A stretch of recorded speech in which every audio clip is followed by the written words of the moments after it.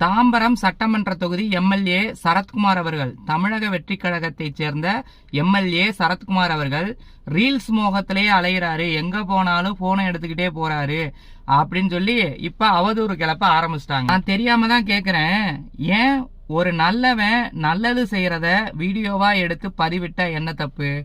இப்ப ஒரு நல்லவன் நல்லது செய்யறத வீடியோவா எடுக்கிறதையே எவ்வளவு ஒரு அவதூறா கிளப்புறீங்க, ரீல்ஸ் மோகம் அப்படின்னு அவதூறு கிளப்புறீங்க. அப்படி இருக்கிற உங்கள மாதிரி அசுத்தங்கள் கிட்ட ஒரு நல்லவன் தன்னை நல்லவன் எப்படி ப்ரூவ் பண்றது? அதாவது கொஞ்சம் விட்டா நீங்களாம் தலை மேல ஏறி உக்காந்துக்குவீங்கன்னு அவருக்கு நல்லாவே தெரியும்.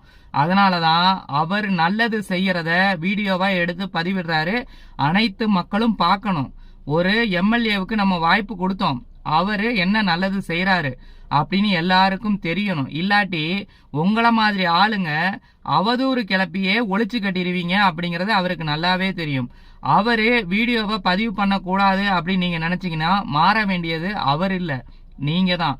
நாங்க நல்லது செய்யறத இன்னும் அதிகமா வீடியோ எடுத்து பதிவிடுவோம்.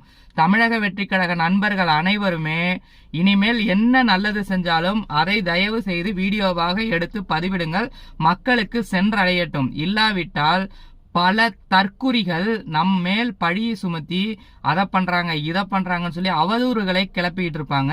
அதுக்கெல்லாம் நம்ம பதில் தந்துட்டு இருக்க முடியாது. அதுக்கு பதிலா நம்ம செய்யற நல்ல விஷயங்களை வீடியோவா எடுத்து பதிவிடுறது தான் ஒரே வழி.